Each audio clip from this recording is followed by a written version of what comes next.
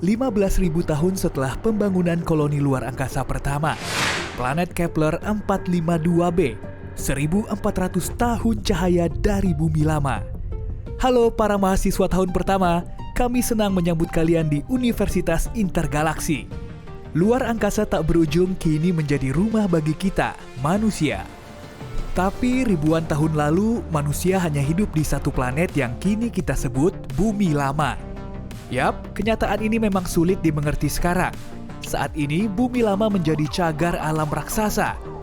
Mammoth dan Stegosaurus berjalan di permukaannya, sementara Pterodactyl terbang di langit. Membuat ulang hewan yang pernah menguasai Bumi Lama jutaan tahun lalu ternyata jauh lebih mudah daripada memahami cara hidup nenek moyang kita. Bencana besar membuat mereka meninggalkan planet ini dengan tergesa-gesa serta meninggalkan banyak warisannya, dan sekarang kita sedang mempelajarinya. Tapi pencarian kita meninggalkan lebih banyak pertanyaan daripada jawaban. Pencakar langit, jalan raya, pusat perbelanjaan, kedai kopi, semuanya terkubur di bawah pasir dan tanah. Karat memakan logam dan waktu mengubah beton menjadi debu. Bendungan Hoover dan bendungan Tiga Ngarai di Tiongkok bahkan telah hancur. Struktur kolosal ini berubah menjadi tumpukan batu. Bangunan yang tersisa telah ditumbuhi tanaman dan berubah menjadi rumah bagi jutaan makhluk hidup.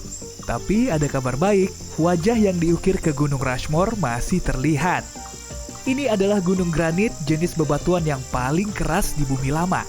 Selama lebih dari 15.000 tahun, wajah-wajah Presiden Amerika Serikat hanya terkikis 5 cm. Monumen ini masih akan berdiri selama jutaan tahun. Sementara itu, ekspedisi terkini ke Gurun Sahara berhasil menggali piramida agung dari pasir.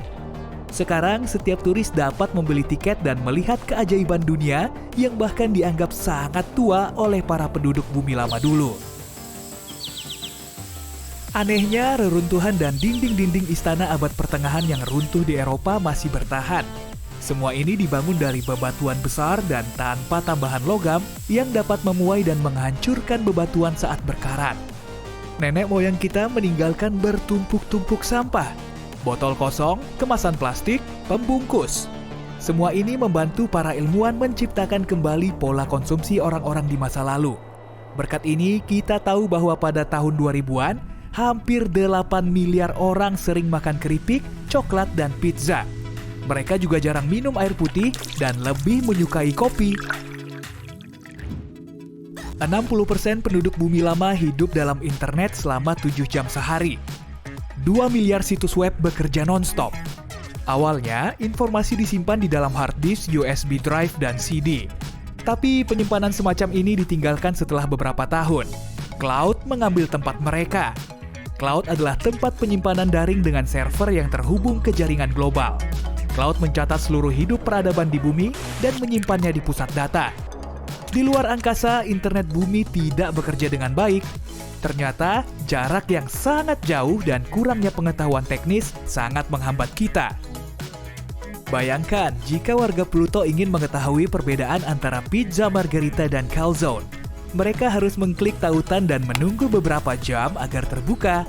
Kalau ternyata salah mengetik, mereka harus menunggu lagi.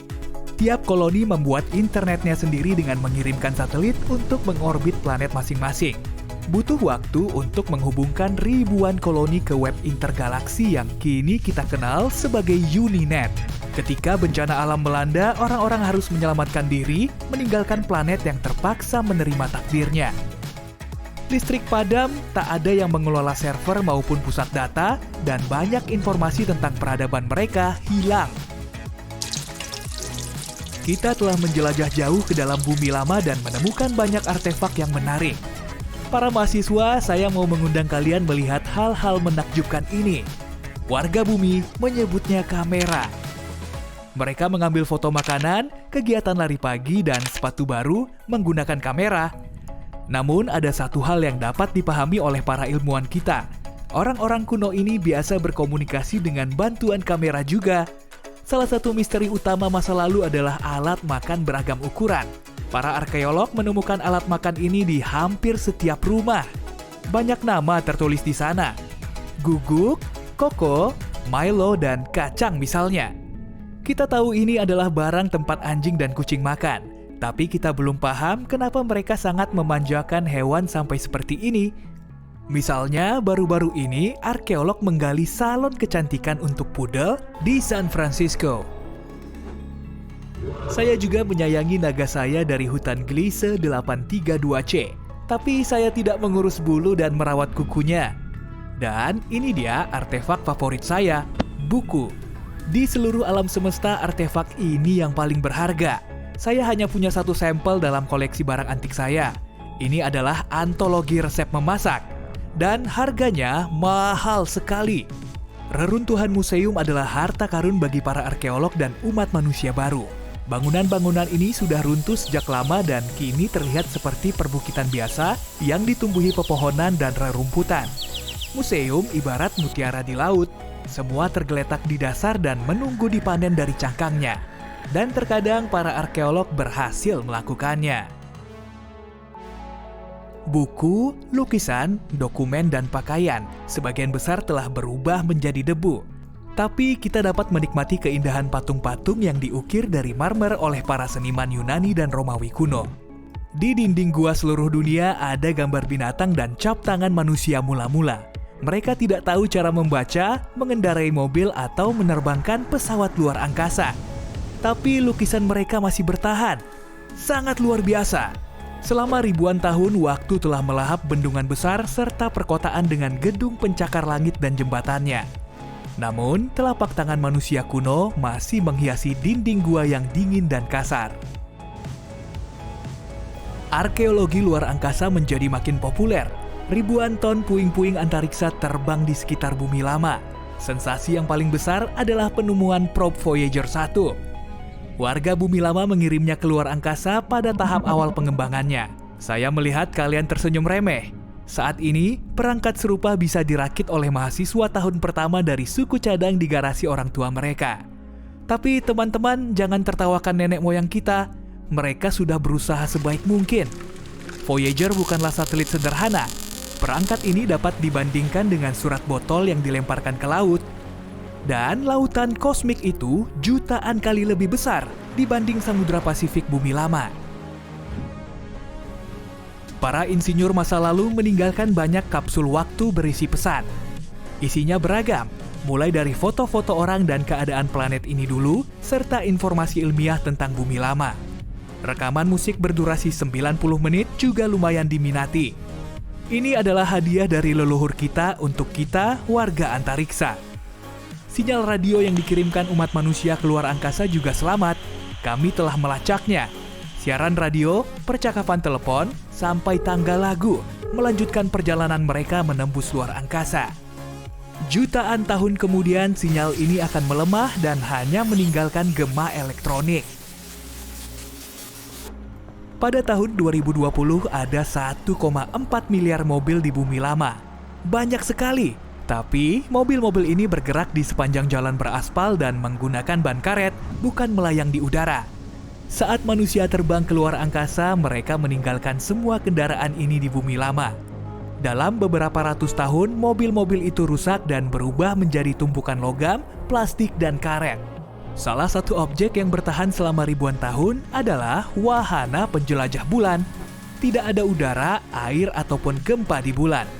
Semua yang datang ke sana bisa dibilang tersegel oleh waktu, dan itulah yang terjadi pada penjelajah ini.